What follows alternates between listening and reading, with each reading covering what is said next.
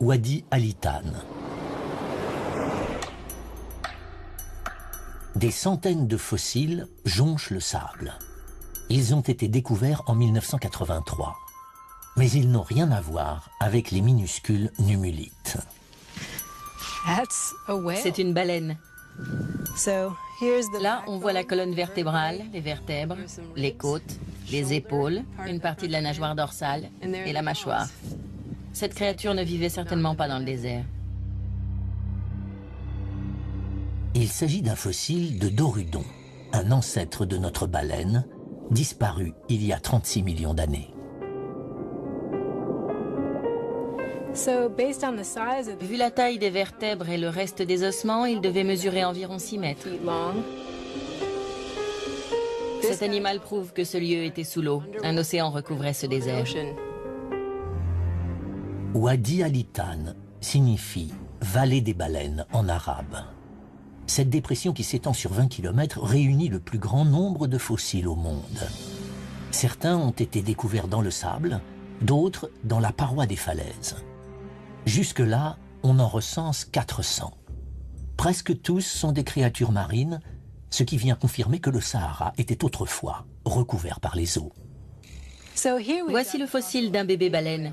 Vous apercevez là sa mâchoire inférieure avec quelques dents, l'épaule, la colonne vertébrale, des côtes et la queue toute recroquevillée qui vient rejoindre sa tête. Comme si trouver des baleines en plein milieu du désert n'était pas assez curieux, un autre mystère reste à élucider. De nombreux fossiles sont ceux de très jeunes dorudons, comme celui-ci. Cet enchevêtrement rocheux délicat permet de comprendre pourquoi tant de bébés baleines sont morts ici. Le fossile du bébé baleine prouve que l'océan recouvrait cette terre. Ces rochers nous en apprennent plus encore sur le type d'océan. Ce sont des racines de palétuviers fossilisés. Ces racines se trouvaient sous l'eau, les palétuviers poussant en surface.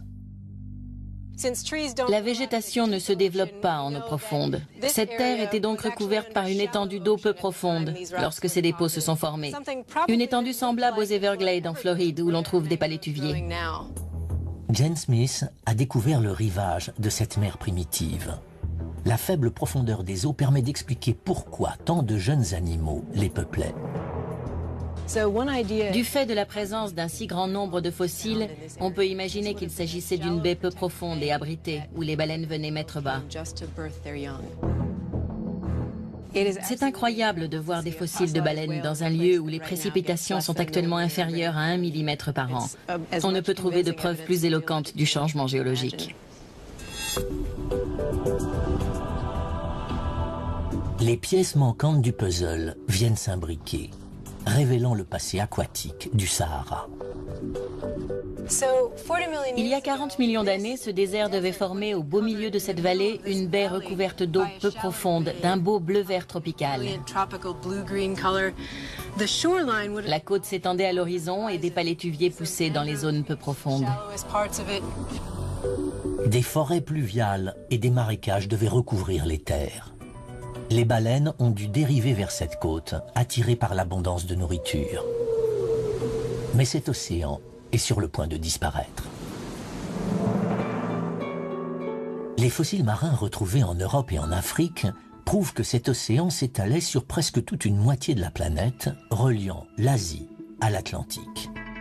Il s'agit de l'océan Thétis, sous lequel une grande partie du Sahara est immergée. Reste à savoir quand et comment cette étendue luxuriante est devenue le désert aride que nous connaissons aujourd'hui. La réponse vient non pas des schémas climatiques, mais de la géologie. Le continent africain tout entier repose sur une gigantesque plaque d'écorce terrestre. Il s'agit d'une plaque tectonique. Et il y a 40 millions d'années, à l'époque éocène, cette plaque est en mouvement.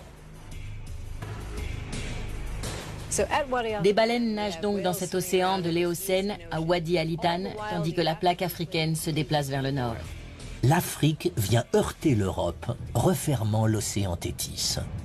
Mais la plaque africaine continue son chemin. La partie nord de l'Afrique s'est surélevée, faisant ainsi reculer l'océan Tétis. Toute cette zone du nord de l'Afrique est à présent émergée. Elle est comme sortie de terre. Les baleines de Wadi Al-Hitan se retrouvent isolées et prisonnières dans une étendue d'eau qui ne cesse de diminuer.